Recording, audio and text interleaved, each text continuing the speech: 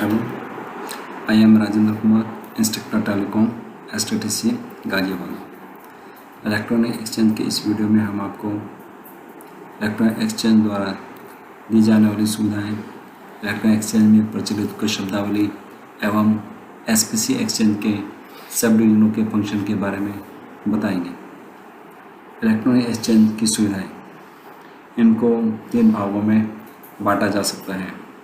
Number 1 subscriber के लिए, दूसरा मेंटेनेंस स्टाफ के लिए और तीसरा प्रशासन के लिए। सब्सक्राइबर या उपभोक्ताओं के लिए जो सुविधाएं दी जाती हैं एक्सचेंज के द्वारा वह निम्नलिखित हैं। नंबर 1 संक्षिप्त डायलिंग। इस सुविधा से डायलिंग में समय की बचत होती है। इसमें कार्ड सब्सक्राइबर का पूरा नंबर डायल करने के बजाय केवल कोड को ही डायल करने मात्र से कार्ड पार्टी का नंबर डायल हो जाता है। दूसरी जो सुविधा है वह है कॉल फॉरवर्डिंग। इस सुविधा के कारण किसी विशेष उपभोक्ता को आने वाली कॉल उसकी अनुपस्थिति में किसी दूसरे वांछित टेलीफोन पर स्वयं चली जाती है। तीसरा है कैंप ऑन बिजी। इस सुविधा के कारण बिजी पार्टी का नंबर दोबारा डायल करने की ज़रूरत नहीं पड़ती, क्योंकि जब कॉल पार्टी बिजी मिले तो वह विशेष कोड डायल करके छोड़ देता है। जैसे ही वह कॉल पार्टी फ्री हो जाती है वैसे ही उस कॉल पार्टी को एवं इस कॉलिंग पार्टी को रिंगिंग होती है। हैंडसेट के उठाने पर वार्तालाप हो जाती है। नंबर 4 बाधा न डालो, डू नॉट डिस्टर्ब। इस सुविधा द्वारा उपभोक्ता को आने वाली कॉल ऑपरेटर या टॉकिंग मशीन पर चली जाती है। ऑपरेटर या टॉकिंग मशीन आने वाली कॉल के लिए उपभोक्ता को इस सुविधा प्राप्त उपभोक्ता के अस्थायी रूप से व्यस्त होने की सूचना देता है। Conference call. इस सुविधा द्वारा उपभोक्ता एक समय में एक से अधिक उपभोक्ताओं से वार्तालाप कर सकता है। Call waiting. इस सुविधा प्राप्त उपभोक्ता को जब दूसरा उपभोक्ता नंबर डायल करेगा और माना कि सुविधा प्राप्त उपभोक्ता उस समय किसी अन्य उपभोक्ता से बिजी है, तब इस सुविधा प्राप्त उपभोक्ता को अपनी जारी वार्तालाप के बीच में बीप या टोन सुनाई देगी। सुविधा प्राप्त उपभोक्ता की इच्छा अनुसार ये दूसरा उपभोक्ता इस वार्तालाप में शामिल हो सकता है। Call transfer. इस सुविधा प्राप्त उपभोक्ता आने वाली कॉल को वांछित उपभोक्ता को ट्रांसफ़र कर सकता है। पेजिंग। इस सुविधा द्वारा उपभोक्ता लाउडस्पीकर पर उद्घोषणा कर सकता है। उस समय टेलीफोन का ट्रांसमीटर माइक के रूप में कार्य करने लगता है। नंबर 9 मल्टी फ्रिक्वेंसी कोडिंग या पुश बटन डायलिंग। एक्सचेंज के सभी उपभोक्ता इस सुविधा का लाभ उठा सकते हैं। डायलिंग स्पीड 11 डिजिट पर सेकंड है। इस सुविधा के कारण डायलिंग स्पीड बढ़ जाती है। प्राथमिक उपभोक्ता लाइन, प्रायोरिटी सब्सक्राइबर लाइन। इस सुविधा प्राप्त उपभोक्ता को अति व्यस्त समय या यह कह लीजिए पीक बिजी आवर्स में भी सेंट्रल प्रोसेसर यूनिट तुरंत सेवा प्रदान करता है। 11 हॉटलाइन सुविधा। इस सुविधा प्राप्त उपभोक्ता किसी विशेष उपभोक्ता को बिना डायल किए उससे बातचीत कर सकता है।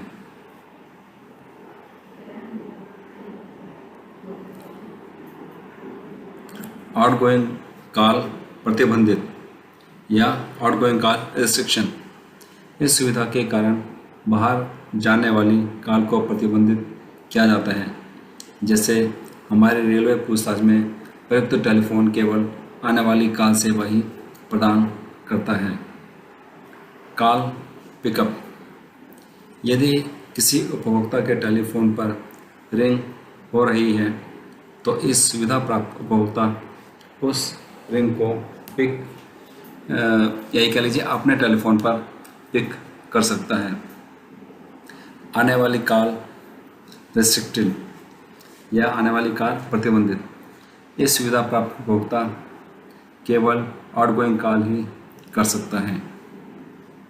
ऑटोमेटिक वेकअप सेवा जैसे मॉर्निंग अलार्म सुविधा, इस सुविधा को उपभोक्ता वांछित समय पर रिंगिंग सुविधा ले सकता है, लेकिन मेरे ख्याल से इसकी तो आजकल ज़रूरत पड़ती नहीं है, मोबाइल फ़ोन में ही सब कुछ अलार्म वगैरह लग जाते हैं।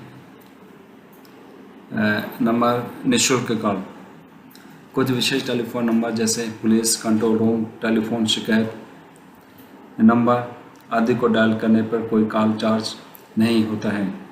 गलत कॉल, दबाव कॉल की पहचान, किसी उपभोक्ता को जब कोई दबावपूर्ण कॉल प्राप्त होती है तब वह उपभोक्ता एक विशेष कोड दबाता है। उसके बाद एक्सचेंज द्वारा उसी टेलीफोन पर आने वाली कॉल को उपभोक्ता का नंबर पता चल जाता है। तीसरी पार्टी से पूछताछ करना, जब दो उपभोक्ता आपस में वार्तालाप कर रहे हों और इनमें से किसी एक उपभोक्ता को तीसरे उपभोक्ता से पूछताछ करनी है तब वह उपभोक्ता एक विशेष कोड दबाता है, जिससे दूसरे नंबर का उपभोक्ता तो होल्ड हो जाता है और इस उपभोक्ता को डायल टोन मिल जाती है, जिससे वह तीसरी पार्टी का नंबर डायल कर उससे बात करता है। दोबारा वह विशेष कोड दबाकर दूसरी पार्टी से पुनः जुड़ जाता है। एक्सचेंज द्वारा उपभोक्ता को आवाज़ के रूप में संदेश मिलना, यह सुविधा निम्न दशाओं में से किसी एक दशा होने पर उपभोक्ता को एक्सचेंज द्वारा स्वयं संदेश मिलता है, जैसे कार्ड पार्टी का नंबर बदल जाने पर ऐप ऐसा नंबर डायल करना जिसका प्रावधान एक्सचेंज में न हो, रूट व्यस्त होने पर अथवा रूट खराब होने पर, कार्ड पार्टी की लाइन अस्थायी रूप से खराब होने पर, भुगतान न होने पर कार्ड पार्टी का नंबर काट दिया गया हो। नंबर 20, आकस्मिक सेवा के लिए कॉल को प्राथमिकता। इस सुविधा में आकस्मिक सेवा के लिए जैसे एम्बुलेंस, फायर स्टेशन आदि के लिए आने वाले कॉल्स को अन्य कॉल की तुलना में प्राथमिकता के आधार पर कॉल प्रोसेस किया जाता है। आगे उपभोक्ता charge indicator, I think railway में इसकी कोई ज़रूरत नहीं होती है, जैसे फॉर एग्जाम्पल रेलवे में इसका इस्तेमाल नहीं करते, तो इसका क्या बताना इसके बारे में। उपकरण,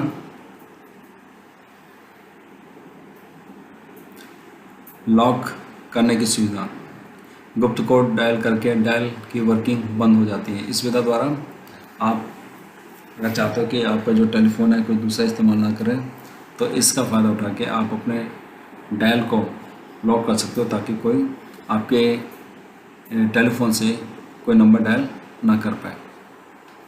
अगर मेंटेनेंस स्टाफ के लिए सुविधाओं की बात करते हैं तो इसमें जो सुविधाएं हैं एक्सचेंज के द्वारा वो क्या है। नंबर 1, स्वतः फॉल्ट प्रोसेसिंग।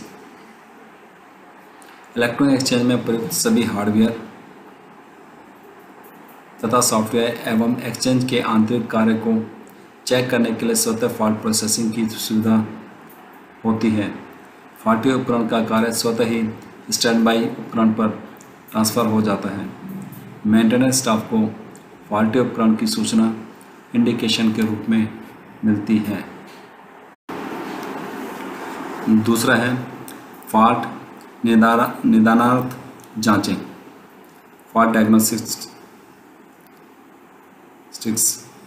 सिस्टम द्वारा फॉल्ट की सूचना मिलने पर एक्सचेंज में सॉफ्टवेयर द्वारा फॉल्ट कहाँ है और क्या है का पता लगता है। फॉल्ट अगर सॉफ्टवेयर के कारण है तो सॉफ्टवेयर प्रोग्राम द्वारा ठीक हो जाता है, लेकिन अगर फॉल्ट हार्डवेयर या कह लीजिए पीसीबी के कारण है तब संबंधित हार्डवेयर को रिपेयर या बदल कर ठीक किया जाता है। स्टैटिस्टिकल कार्यक्रम, स्टैटिस्टिकल, इस प्रोग्राम के द्वारा एक्सचेंज की ट्रैफिक कंडीशन तथा ट्रंक रूट के उपयोग के बारे में सूचनाएं मिलती हैं, जिसके आधार पर प्रशासन तथा मेंटेनेंस स्टाफ निश्चित ग्रिड की सर्विस के लिए उचित कार्रवाई कर सकता है। फॉर एग्जांपल, अगर किसी ट्रंक सर्किट में फॉर एग्जांपल जैसे रात के 9 बजे से 10 बजे के बीच में या ट्रैफिक ज़्यादा है, तो उस ट्रंक सर्किट को बढ़ाकर, ट्रंक सर्किट के संख्या को बढ़ाकर जो ओवरलोड है या यानी सुविधा को अपग्रेड किया जा सकता है। नंबर 4 डी, ओवरलोडिंग से सुरक्षा। ओवरलोडिंग होने पर सीपीयू के खराब होने की संभावना बढ़ जाती है। इससे बचने के लिए कुछ सुविधाओं को हटाया जाता है। नंबर ई, जो आप देख रहे हैं स्क्रीन पर, ब्लॉकिंग सुविधा। उपयुक्त दशा होने पर, अर्थात कोई विशेष रूट अगर ज़्यादा व्यस्त है या रूट में ब्रेकडाउन हो गया है, तब उस रूट पर कॉल को आंशिक रूप से या संपूर्ण रूप से ब्लॉक करने की सुविधा। ये थी मेंटेनेंस स्टाफ के लिए सुविधा। अगर हम प्रशासन को दी जाने वाली सुविधाएं या प्रशासन के लिए जो सुविधाएं उपलब्ध हैं इलेक्ट्रॉनिक एक्सचेंज में, उसकी बात करें तो इससे जो पहली जो सुविधा है इलेक्ट्रॉनिक एक्सचेंज की अगर हम बात करें तो पहला है आपका स्थान की बचत। जैसे हमने जब इलेक्ट्रॉनिक एक्सचेंज के लाभ बताए थे, तब भी हमने बताया था कि इलेक्ट्रॉनिक एक्सचेंज से पहले जो स्टाउजर एक्सचेंज आते थे वो बहुत ही ज़्यादा जगह घेरते थे, जबकि जो आज का जो इलेक्ट्रॉनिक एक्सचेंज आ रहे हैं ये उसके मुकाबले बहुत ही कम जगह घेरते हैं। तो इस एक्सचेंज के लिए नॉर्मली क्या है, स्टाउजर एक्सचेंज के मुकाबले 1/6 या 1/4 स्थान ही चाहिए होता है, यानी चौथाई स्थान। नंबर 2 है faster installation and easy extension. निम्न कारणों जैसे एक्सचेंज का साइज छोटा होना, केबल को आपस में जोड़ने के लिए प्लग इन असेंबली का प्रयोग करना, प्रिंटेड कार्ड्स मॉड्यूलर का प्रयोग होना, एक्सचेंज में ऑटोमेटिक टेस्टिंग होना आदि से इंस्टॉलेशन का कार्य बहुत इजी और बहुत ही शीघ्र हो जाता है। और इसके अलावा है बहुउद्देशीय। निम्न कारणों से इस प्रकार का एक्सचेंज प्रशासन के लिए बहुउद्देशीय या सुविधाजनक है। जैसे टेलीफोन कॉल के समय या रेट में होते रहने वाले परिवर्तन को स्वीकार करने की क्षमता, जैसे एसटीडी के समय तथा रेट में होने वाला परिवर्तन। जैसे अगर आज एसटीडी का रेट 1 रुपये पर मिनट है, अगर कुछ समय के बाद अगर आप इसका रेट बढ़ जाता है या कम हो जाता है तो इसको चेंज करना बहुत ही आसान है। किसी सब्सक्राइबर का नंबर बदलना या रूट बदलना कंसोल ऑपरेशन द्वारा आसान है। व्यवहारिक रूप से लाइन का बदलना, डाटा एकत्र करना, रास्ते का विश्लेषण या रूट एनालिसिस आदि की असीमित संभावना इसके अंदर होती है। इसमें ऑटोमेटिक बिलिंग, केंद्रीय सुपरविजन एवं मेंटेनेंस, ऑटोमेटिक लोड कंट्रोल तथा ट्रैफिक रिकॉर्डिंग एवं विश्लेषण की सुविधा होती है।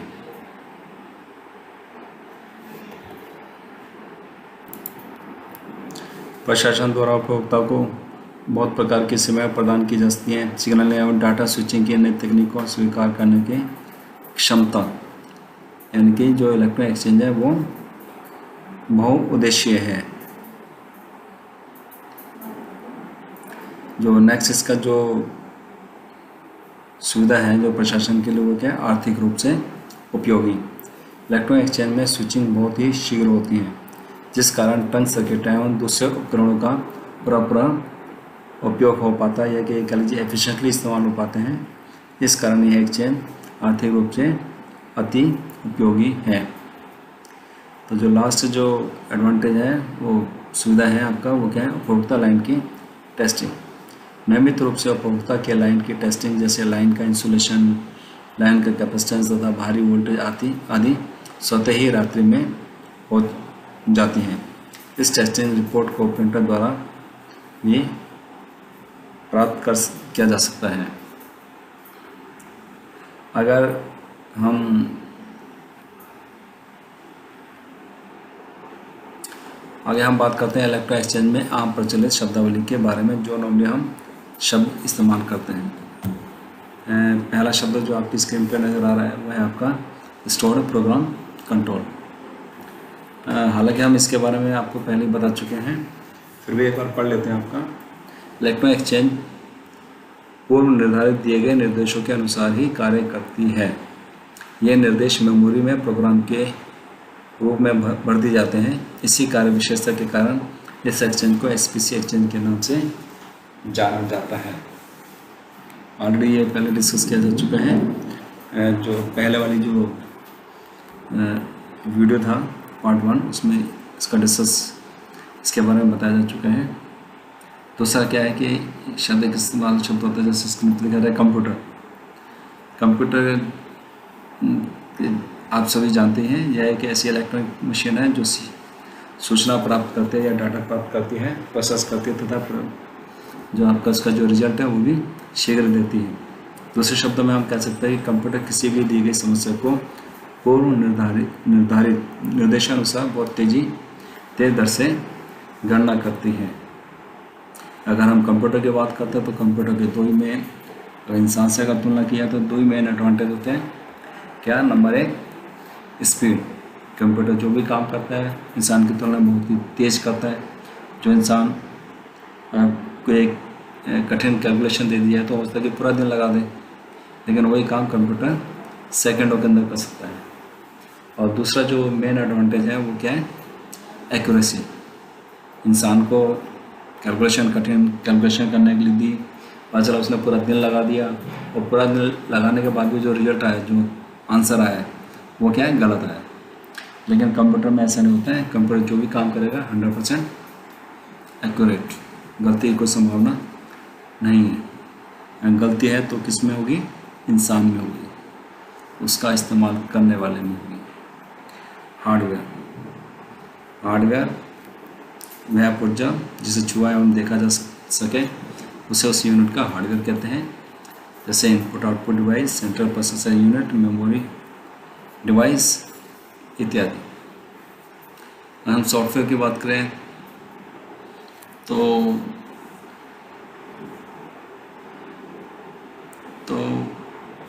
इसके बारे में हम आपको ऐसे समझाते हैं। अगर हम इंसान की कंप्यूटर से तुलना करें तो जो कंप्यूटर में जो एडवांटेज है एज़ कम्पेयर टू इंसान, तो जो पहले जैसे मैंने पहले बताया, सबसे पहले एडवांटेज है स्पीड, दूसरा क्या आपका एक्यूरेसी।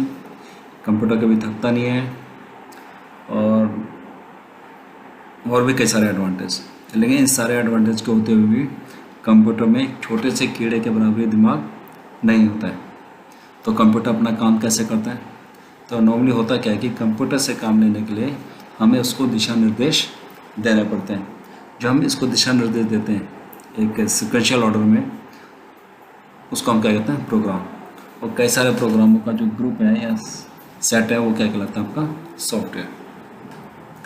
तो सॉफ्टवेयर भी कई प्रकार के हैं, ऑपरेटिंग सॉफ्टवेयर, उपयोगी सॉफ्टवेयर, भाषा processor, application software. Operating software जैसे कि आप जानते हैं, आप मोबाइल इस्तेमाल करते हैं, जो एंड्रॉयड से आप कहते हैं एंड्रॉयड फ़ोन है, तो जो एंड्रॉयड है वो क्या आपका ऑपरेटिंग सॉफ्टवेयर है। और आपने अपने कंप्यूटर में जितने भी ऐप्स डाले हुए हैं वो सब क्या आपके, जैसे व्हाट्सएप है, ये भी क्या है? एप्लीकेशन सॉफ्टवेयर है। आगे ये है प्रोग्राम। ऑलरेडी बताया जा चुका है आपको, आदेशों के समूह को हम प्रोग्राम कहते हैं। इनपुट आउटपुट डिवाइस क्या है? दिशा निर्देश या डाटा है लेने या देने। इनपुट आउटपुट डिवाइस दिशा निर्देश या डाटा लेने या देने के लिए इसका प्रयोग करते हैं, जैसे इनपुट के रूप में कीबोर्ड आदि, आउटपुट के लिए प्रिंटर या सीपीयू सेंट्रल प्रोसेसर यूनिट। यह सिस्टम का महत्वपूर्ण भाग है जो उस सिस्टम की सभी प्रक्रिया या प्रोसेसिंग पूरी करते हैं, साथ ही साथ या उस सिस्टम के सभी कार्यों को कंट्रोल भी करता है। इसमें 3 मुख्य भाग हैं जैसे दिखाए गए, ALU, कंट्रोल यूनिट है, मेमोरी। आगे चलते हैं। कमांड। कमांड से क्या मतलब है? कमांड का मतलब है किसी निर्देश को प्रस्तुत करने के लिए जो शब्द, ये वर्ड और सेट ऑफ वर्ड्स प्रयोग करते हैं उसे हम कमांड कहते हैं। बस तारों के समूह, यहाँ पे तारों का मतलब वो नहीं है जो आसमान में चमकते हैं। तारों का मतलब सिंपल वायर्स, कॉपर की तारों के समूह जिस पर हम बाइनरी शब्द भेजे जा सकें या भेजते हैं उसे हम बस कहते हैं। यह 3 प्रकार की होती है, एड्रेस बस, डाटा बस एंड कंट्रोल बस। आगे चलते हैं। बफर ऐसी डिवाइस है जो अन्य 2 डिवाइसों को आइसोलेट रखती है, इसे हम क्या कहते हैं? बफर कहते हैं। अगर देखा जाए तो इलेक्ट्रॉनिक्स में या बफर का काफ़ी इस्तेमाल किया जाता है, यानी अलग अलग चीज़ों को बफर का भी काफ़ी इस्तेमाल किया जाता है। PCM, pulse code modulation. Pulse code modulation एक ऐसी टेक्निक है जिसके द्वारा एनालॉग सिग्नल को डिजिटल में तथा डिजिटल सिग्नल को एनालॉग में बदला जाता है और यह TDM, time division multiplexing system पर कार्य करता है।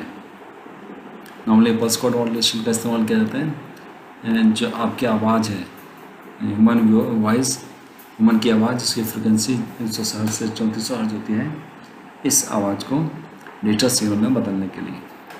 इसको आप डिटेल में जब मॉड्यूलेशन के बारे में आपको बताया जाएगा, मॉड्यूलेशन वाली वीडियो में, उसमें बताया जाएगा। PCM सिस्टम 2 प्रकार के हैं, अमेरिकन सिस्टम और ब्रिटिश सिस्टम। इंडिया में ब्रिटिश सिस्टम का इस्तेमाल किया जाता है, इसमें 32 चैनल होते हैं। इसको बाद में आपको बताया जाएगा। मल्टीप्लेक्सिंग का मतलब है, मल्टीप्लेक्सिंग एक ऐसी टेक्निक है, अगर देखा जाए तो सिंपली ऐसी टेक्निक है जिसके द्वारा एक ही संचार माध्यम पर हम एक से ज़्यादा चैनल भेज सकते हैं, या फिर एक लीजिए कि आप कह सकते हैं कि कई सारे चैनलों को इकट्ठा करने की जो टेक्निक है वो क्या कहलाती है? मल्टीप्लेक्सिंग। इसे नॉर्मली 2 प्रकार की टेक्निक का इस्तेमाल होता है, एक FDM है आपका, एक FDM और दूसरा आपका TDM। यहाँ पे ये गलत लिखा हुआ है, यहाँ पे PCM TDM ये सही है। यहाँ PCM TDM नॉर्मली क्या FDM कहेंगे और TDM। FDM वाला फ्रिक्वेंसी डिवीजन मल्टीप्लेक्सिंग जो कि एनालॉग कम्युनिकेशन सिस्टम में इस्तेमाल होता है। ये कह लीजिए अगर कई सारे एनालॉग सिग्नल को अगर आपने इकट्ठा करना है तो हम FDM, frequency division multiplexing technique का इस्तेमाल करते हैं। TDM का मतलब है टाइम डिवीजन मल्टीप्लेक्सिंग। इसका प्रयोग हम डिजिटल कम्युनिकेशन सिस्टम में करते हैं। या आप ऐसे समझ सकते हैं कि अगर कई सारे डिजिटल सिग्नल है आपके पास, अगर आपको उनको इकट्ठा करना है, इकट्ठा करके एक ही संचार माध्यम पे भेजना है, तो हम इस टेक्निक का इस्तेमाल करते हैं। पढ़ लेते हैं आगे क्या लिखा है इसमें। एक साथ बहुत से चैनलों को अलग अलग टाइम स्लॉट में भेजने की प्रक्रिया क्या कहलाती है? आपका TDM। इसके बारे में भी आप जब PCM पढ़ाया जाएगा आपको तो उसमें डिटेल में बताया जाएगा कि टाइम स्लॉट क्या चीज़ होती है, जो भी है। फ्रिक्वेंसी डिवीजन मल्टीप्लेक्सिंग आजकल इसका इस्तेमाल नहीं हो रहा है। स्विचिंग ऑलरेडी आपको बताया जा चुका है। स्विचिंग क्या है? स्विचिंग में क्या है? स्विचिंग 2 सब्सक्राइबर के बीच में एक टेम्परेरी पाथ बनाया जाता है, स्विचिंग नेटवर्क के द्वारा किया जाता है। एक्सचेंज में ये 2 प्रकार की है, एक टाइम स्विचिंग है, स्पेस स्विचिंग। नॉर्मली बड़े बड़े एक्सचेंजों में दोनों प्रकार की स्विचिंग का इस्तेमाल होता है। फ्रेम, सभी चैनल के एक एक क्रमवार सैंपल के समूह को फ्रेम कहते हैं। टाइम स्लॉट क्या चीज़ है, इसके बारे में भी PCM जब पढ़ाया जाएगा तो उसमें डिटेल में बताया जाएगा। हाईवे, इलेक्ट्रॉनिक एक्सचेंज में इस शब्द का भी काफ़ी इस्तेमाल होता है। हाईवे का मतलब है एक्सचेंज में डिजिटल सिग्नल को स्थानांतरित करने वाला फिजिकल पाथ हाईवे कहलाता है। इसमें एक साथ कई सारे चैनल होते हैं, कुल में कई सारे चैनल इसमें एक साथ मूव करता है। या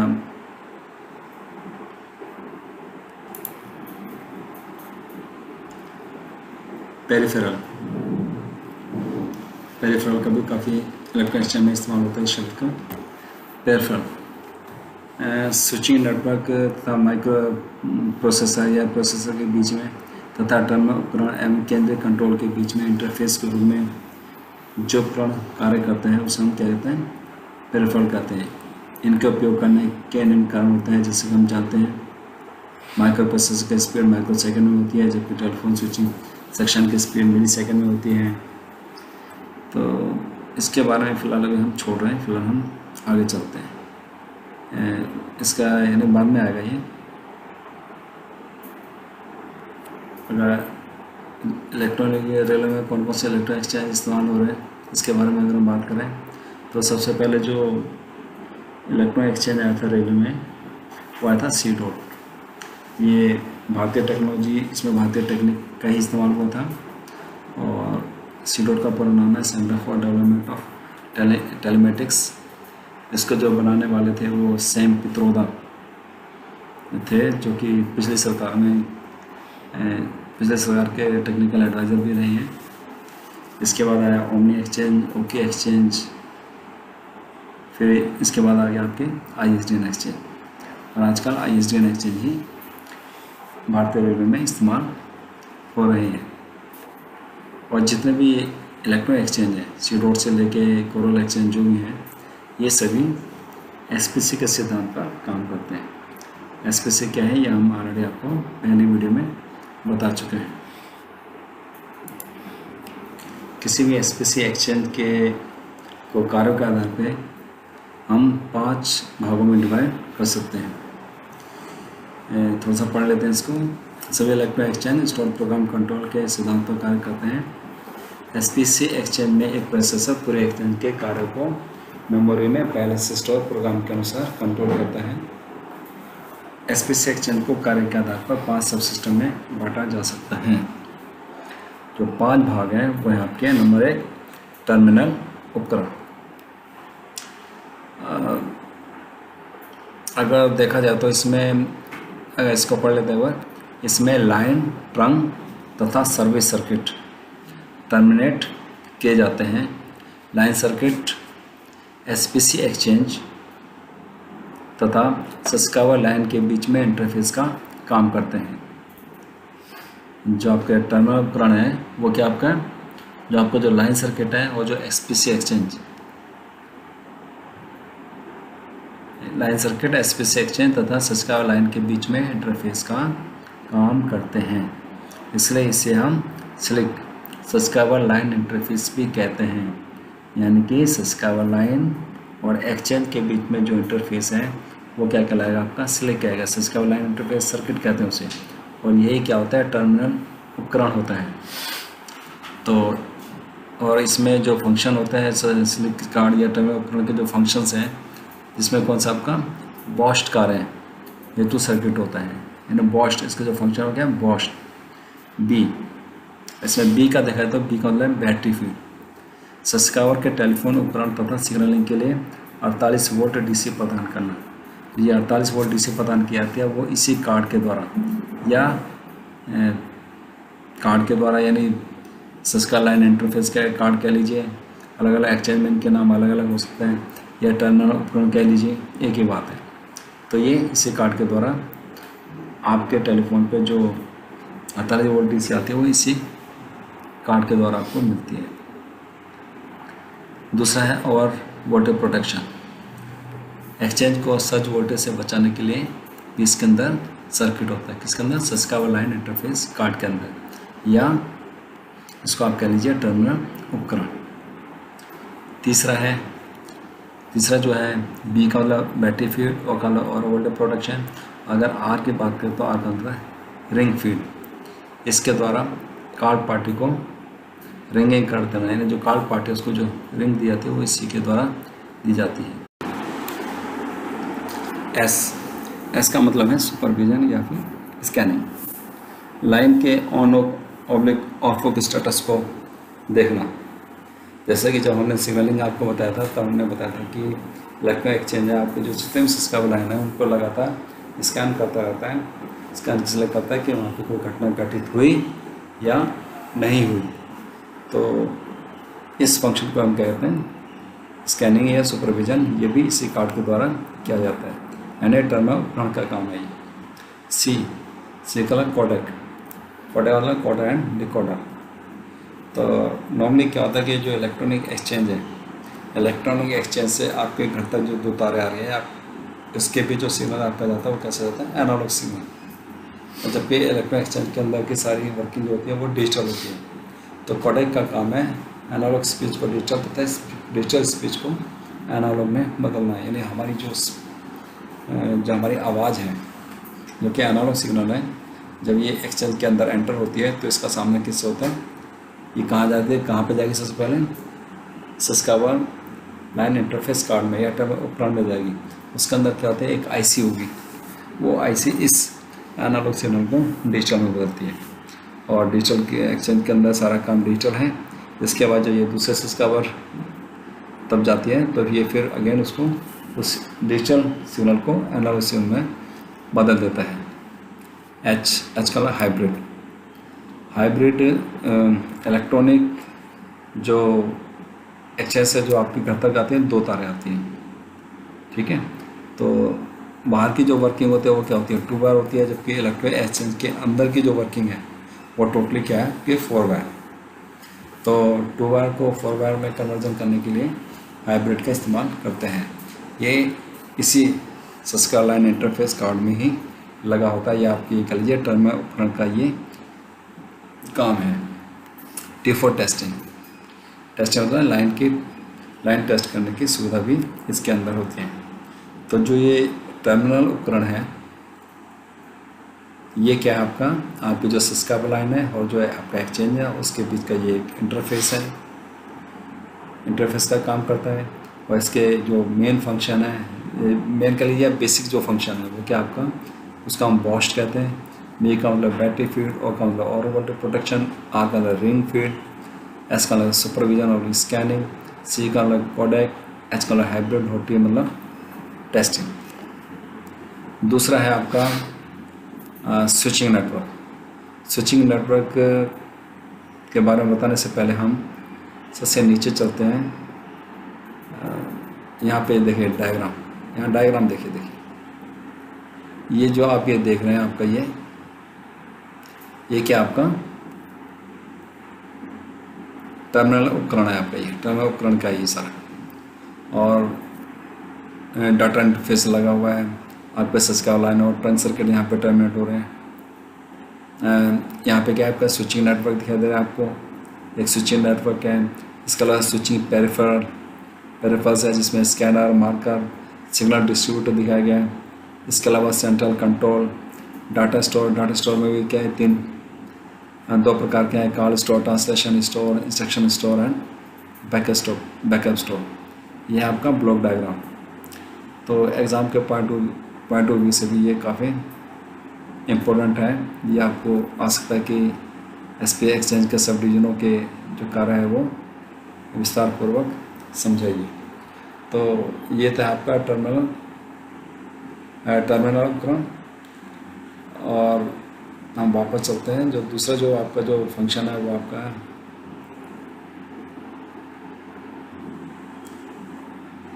स्विचिंग नेटवर्क एक्सचेंज के 2 या अधिक टर्मिनेशनों के बीच में अस्थायी कनेक्शन बनाता है।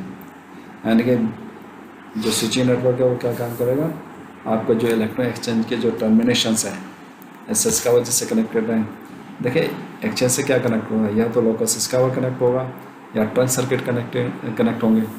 तो जितने भी ये टर्मिनेशन है इनके बीच में क्या होगा, ये टेम्परेरी पाथ बनाता है।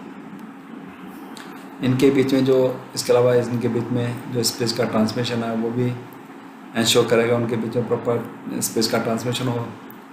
यह स्पेस डिवीजन तथा टाइम डिवीजन स्विचिंग सिस्टम हो सकते हैं। जैसे कि मैंने बताया था कि जो स्विचिंग सिस्टम है 2 प्रकार के होते हैं, स्पेस डिवीजन तथा टाइम डिवीजन। और रेलवे में नॉर्मली बड़े एक्सचेंजों में दोनों का मिक्सअप होता है। रेलवे में प्रयुक्त एक्सचेंजों में अक्सर टाइम डिवीजन स्विच प्रयोग होते हैं, जिसमें एक साथ बहुत कनेक्शन टाइम डिवीजन के आधार पर शेयर किए जाते हैं। तीसरा है स्विचिंग प्रोसेसर या फिर कह लीजिए आपका सेंट्रल कंट्रोल। यह एक स्पेशल कार्य के लिए रियल टाइम कंप्यूटर है जो केवल टेलीफोन कॉलों को प्रोसेस करने के लिए बनाया गया है। आप इसको समझ लीजिए, एक सिंपल एक कंप्यूटर होता है, या सिंपल के लिए माइक्रो प्रोसेसर, लेकिन माइक्रो प्रोसेसर नहीं, इसके साथ बाकी चीज़ें भी जुड़ी होंगी। तो यह एक स्पेशल कार्य के लिए रियल कंप्यूटर है। कंप्यूटर भी होता है जो कि किसके लिए डिज़ाइन किया गया है, टेलीफोन कॉलों को प्रोसेस करने के लिए, जिसको डिज़ाइन किया गया है या प्रोग्राम किया गया है। यह एक हाई स्पीड प्रोसेसिंग यूनिट है जो स्विचिंग नेटवर्क के ऑपरेशन को कंट्रोल करती है। तो इसका मतलब ये हुआ कि जो सेंट्रल कंट्रोल है वो अगर देखा जाए तो वो क्या है, इलेक्ट्रॉनिक एक्सचेंज का ब्रेन। इस इलेक्ट्रॉनिक एक्सचेंज में जो भी काम होगा वो इस ब्रेन के या दिमाग के कंट्रोल में ही होगा। जो भी काम होगा उसी के दिशा निर्देश के अनुसार ही होगा। अगर दो सब्सक्राइबर के बीच में टेम्परेरी पाथ बन रहा है, टेम्परेरी पाथ बनाने का काम कौन करेगा, स्विचिंग नेटवर्क करेगा। या स्विचिंग नेटवर्क भी अपने आप नहीं करेगा, इसको जब सेंट्रल प्रोसेसर से या सेंट्रल कंट्रोल से जब दिशा निर्देश मिलेंगे तभी ये स्विचिंग का काम करेगा, नहीं तो ये नहीं करेगा। यानी जो भी काम होगा पूरे एक्सचेंज में वो इसके दिशा निर्देश के अनुसार ही होगा, इसके कंट्रोल में ही होगा। आगे पढ़ते हैं। यह स्टोर्ड प्रोग्राम कंट्रोल किस सिद्धांत पर कार्य करता है, आगे बताया जा चुका है। अतः इसके साथ निम्नलिखित मेमोरी होती है। चूँकि माइक्रो प्रोसेसर है, कंट्रोल करना है, तो हमने ऑलरेडी पहले बताया था, इसके साथ मेमोरी भी होगी। तो मेमोरी कौन कौन सी होती है अगर देखा जाए तो नंबर एक तो है मतलब प्रोग्राम स्टोर कहते हैं, जिसे हम इंस्ट्रक्शन स्टोर भी कहते हैं। इसी चलो बाद में देखते हैं इसको। और दूसरा आपका डाटा स्टोर में भी translation store and call store. और तीसरा आपका बैकअप स्टोर। प्रोग्राम स्टोर, इसमें सारा प्रोग्राम स्टोर क्या होता है, जिसके आधार पर एक्सचेंज की स्विचिंग, सिग्नलिंग तथा सुपरवाइजरी को कंट्रोल किया जाता है। यह एक स्थायी स्टोर होता है, यानी मतलब परमानेंट स्टोर। इसके अंदर जो इन्फॉर्मेशन, जो इसके अंदर जो प्रोग्राम लिखा जाता है वो आपको कंपनी के द्वारा ही मिलता है। आप इसके अंदर जो प्रोग्राम लिखा है आप उसको कोई चेंज नहीं कर सकते हैं। और जो माइक्रो प्रोसेसर है वो इसके अंदर लिखे प्रोग्राम के अनुसार ही पूरी एक्सचेंज की वर्किंग को कंट्रोल करता है। दूसरा आपका डाटा स्टोर। डाटा स्टोर की अगर बात करें तो इसमें ट्रांसलेशन स्टोर होता है आपका। दूसरा आपका क्या है, कॉल स्टोर। ट्रांसलेशन स्टोर में इसमें क्या है, एक्सचेंज के बारे में डाटा, जैसे कि कितने तरह जंक्शन स्विच मैट्रिक्स हैं तथा इनके बीच में इंटरकनेक्शन के बारे में बताया जाता है। इसके अलावा प्रत्येक सब्सक्राइबर के बारे में जो भी डाटा है तथा क्लास ऑफ सर्विस इत्यादि, यह सब क्या है इसी के अंदर होता है आपका। जो क्लास ऑफ सर्विस है, जैसे किसी सब्सक्राइबर को एसटीडी की सुविधा है या नहीं, कौन कौन सी सुविधा उसको दी गई है, कौन कौन सी नहीं है, ये सब इसी यानी कि आपके ट्रांसलेशन स्टोर में ये सारा डाटा रहता है। और यह जो स्टोर है वो कैसा होता है, सेमी परमानेंट स्टोर। परमानेंट तो होता है लेकिन सेमी परमानेंट होता है। जब भी हम जैसे मान लेते हैं कि किसी सब्सक्राइबर का हम टेलीफोन नंबर चेंज करते हैं या उसके एसटीडी सुविधा नहीं दी हुई है, अगर हम उसको सुविधा प्रदान करते हैं तो जो ये चेंजेस होते हैं ये किस में होते हैं, जो चेंजेस हम करते हैं वो सेमी परमानेंट स्टोर में चेंज हम करते हैं। कॉल स्टोर का काम है कि किसी भी, या पढ़ लेते हैं, देखिए इसमें कॉल प्रोसेसिंग के लिए वांछित डाटा अस्थायी रूप से स्टोर होता है। किसी कॉल को प्रोसेस करने के लिए जो डाटा आपको चाहिए, टेम्परेरी चाहिए, जैसे आपका जो सब्सक्राइबर द्वारा डायल किए गए डिजिट या ट्रांज या सब्सक्राइबर लाइन की बिजी या आइडियल कंडीशन, जो इस तरह की इंफॉर्मेशन है ये कॉल स्टोर में होती है। और ये टेम्परेरी स्टोर होता है। इसमें कॉल ओरिजिनेट होने तथा टर्मिनेट होने के साथ जो डाटा है वो आपका लगातार बदलता रहता है। अगर हम बैकअप स्टोर की बात करें तो एक्सचेंज में फ्लॉपी डिस्क ड्राइव, आजकल तो फ्लॉपी डिस्क ड्राइव ख़त्म हो गई है, या hard disk drive backup store के लिए हम इस्तेमाल करते हैं। जो बैकअप के लिए हम इन चीज़ों का इस्तेमाल करते हैं। एक्सचेंज में जो भी आपकी जो कॉन्फ़िगरेशन वगैरह है उसके बैकअप के लिए इस स्टोर का हम इस्तेमाल करते हैं। नेक्स्ट है आपका स्विचिंग पेरिफेरल उपकरण। इसको समझाने के लिए इसमें क्या है, स्कैनर है, मार्कर है तथा आपका सिग्नल डिस्ट्रीब्यूटर। इसको समझाने के लिए हम फिर से पहले वहाँ चलते हैं आपके ब्लॉक डायग्राम पे। देखिए ये आपका टर्मिनल उपकरण, ये आपका स्विचिंग नेटवर्क है आपका ये, और ये सेंट्रल कंट्रोल है। अगर आप ध्यान से देखेंगे तो स्विचिंग पेरिफेरल कि आप पोजीशन याद रखिए। अगर आप स्विचिंग पेरिफेरल्स में अगर आप स्कैनर को देखते हैं, स्कैनर क्या है आपका, किसके बीच में ये इंटरफेस का काम करता है, सेंट्रल कंट्रोल और टर्मिनल उपकरण के बीच में। और इसके अगर एरो के अगर डायरेक्शन देखते हैं तो ये क्या है, वन वे है आपका ये, यानी कि टर्मिनल उपकरण से इंफॉर्मेशन स्कैनर को मिलेगी, स्कैनर से स्कैनर इंफॉर्मेशन किसको देगा, सेंट्रल कंट्रोल को देगा। सेंट्रल कंट्रोल से आपकी जो इन्फॉर्मेशन है वो आपके स्कैनर से होते हुए स्कैनर को नहीं जाएगी, या स्कैनर से होते हुए टर्मिनल उपकरण को नहीं जाती है। जब भी आप इस क्वेश्चन को अटेम्प्ट करेंगे तो आपको इस चीज़ का भी ध्यान रखना है कि जो एरो की डायरेक्शन है वो गलत नहीं होनी चाहिए। और अगर आप मार्कर को देखते हैं तो मार्कर में को अगर ध्यान से देखें तो ये किसके बीच में इंटरफेस है, ये स्विचिंग नेटवर्क और सेंट्रल कंट्रोल के बीच में इंटरफेस का काम कर रहा है। इसी प्रकार से अगर सिग्नल डिस्ट्रीब्यूटर की बात करें तो यह सेंट्रल कंट्रोल और टर्मिनल उपकरण, ये देखा ना आपका लाइन सर्किट, ट्रंक सर्किट, ये क्या आपका टर्मिनल उपकरण है, या इसके बीच में ये इंटरफेस का काम करते हैं। तो इस चीज़ को थोड़ा सा अपने दिमाग में रखिए। और नीचे देखिए जब भी हमने आपको बताया था डाटा स्टोर, कॉल स्टोर और ट्रांसलेशन स्टोर, ये किससे कनेक्टेड है आपका, ये इसका कम्युनिकेशन किससे होता है आपका, इसका सेंट्रल कंट्रोल से कम्युनिकेशन होता है। ये टू वे आपका, कॉल स्टोर में इन्फॉर्मेशन आ रही है जा रही है जो भी है ये। इसके अलावा इंस्ट्रक्शन स्टोर, इंस्ट्रक्शन स्टोर को अगर आप ध्यान से देखेंगे, इंस्ट्रक्शन स्टोर से जो इन्फॉर्मेशन है वो कहाँ जाती है, आपका सेंट्रल कंट्रोल को जा रही है। सेंट्रल कंट्रोल से कोई भी इंफॉर्मेशन इंस्ट्रक्शन स्टोर में जमा नहीं होती है। ये जो इंस्ट्रक्शन स्टोर ये परमानेंट स्टोर है, इसमें जो इंस्ट्रक्शंस लिखी होती हैं आप इसको चेंज नहीं कर सकता है, ये कंपनी के द्वारा ही दी जाती हैं, ये कोडिंग होती है इसकी। तो फिर चलते हैं, वापस चलते हैं स्विचिंग पेरिफेरल पे। स्विचिंग पेरिफेरल में सबसे पहले हम स्कैनर, चलो एक बार पढ़ लेते हैं। यह स्विचिंग नेटवर्क तथा प्रोसेसर के बीच में और टर्मिनल उपकरण तथा प्रोसेसर के बीच में इंटरफेस उपकरण है। और आपको डायग्राम याद होगा तो आप ये आसानी से लिख देंगे। स्कैनर यह टर्मिनल उपकरण तथा प्रोसेसर के बीच में इंटरफेस का काम करता है, अतः एक्सचेंज से जुड़ी प्रत्येक सब्सक्राइबर लाइन तथा ट्रंक लाइन पर होने वाली विशेष घटनाओं को डिटेक्ट कर प्रोसेसर को देता है। यानी कि सब्सक्राइबर लाइन पर जो भी घटना घटित होगी, यानी आपको जो सब्सक्राइबर ऑन हुक से ऑफ हुक हुआ है या ऑफ हुक से ऑन हुक हुआ है, तो इसकी इंफॉर्मेशन को डिटेक्ट करता है और उसके बाद इसकी इंफॉर्मेशन कहाँ जाती है, ये इंफॉर्मेशन प्रोसेस को देता है।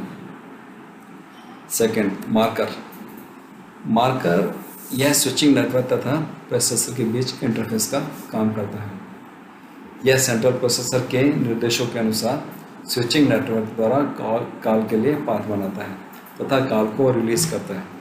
यानी कि जो मार्कर है वो निर्देश देगा स्विचिंग नेटवर्क को कि अब आपने स्विचिंग करवानी है या फिर स्विचिंग का पाथ बनाना है, या उस कॉल को या जो पाथ है उसको रिलीज़ कर देना है। ये दिशा निर्देश कौन देगा, मार्कर देगा स्विचिंग नेटवर्क को। लेकिन मार्कर भी जो इंस्ट्रक्शंस लेगा वो किससे लेगा, आपके सेंट्रल कंट्रोल से लेगा। सेंट्रल कंट्रोल मार्कर को देगा और मार्कर आपके स्विचिंग नेटवर्क को देगा। तो कुल मिला के ये क्या आपका अगर देखा तो ये क्या इंटरफेस है। इंटरफेस क्यों है, क्योंकि इंटरफेस की कहाँ जरूरत पड़ती है, जहाँ पे अलग अलग जैसे मान लेते हैं स्पीड अलग है या अलग अलग इनकी थोड़ी सी वो है काम करने का जो तरीका है या लैंग्वेज अलग है, जो भी कुछ वहाँ इंटरफेस की हमें जरूरत पड़ जाती है। तीसरा आपका सिग्नल डिस्ट्रीब्यूटर, यह slow speed high power signalling terminal circuit. देखिए जो टर्मिनल सर्किट है आपके, वहाँ पे जो वर्किंग है आपका, जो स्पीड होती है वो क्या अच्छी होती है, काफ़ी स्लो होती है। लेकिन जो पावर की इन्वॉल्वमेंट होती है वो क्या आती है, ज़्यादा होती है।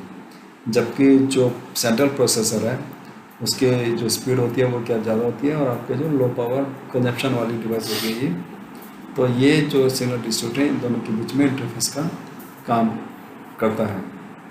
अतः सेंट्रल कंट्रोल के निर्देशानुसार ट्रंक तथा सर्विस सर्किट में प्रयुक्त इलेक्ट्रिकली लेस्ड रिले को ऑपरेट तथा रिलीज करता है।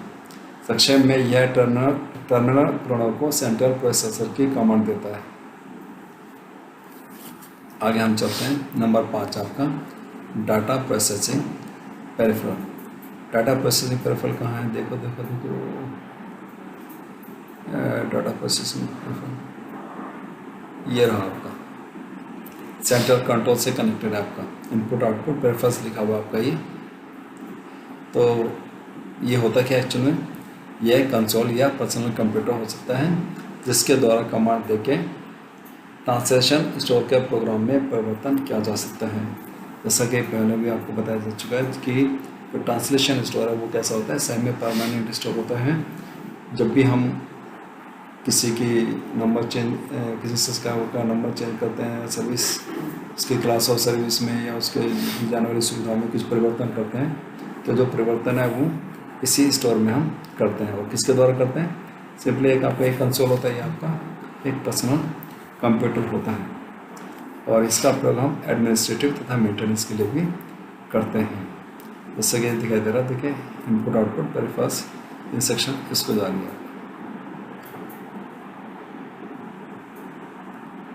इस वीडियो में इतना ही, बाकी अगले वीडियो में हम आपको इलेक्ट्रॉनिक्स के बारे में कुछ और जानकारी देंगे। धन्यवाद।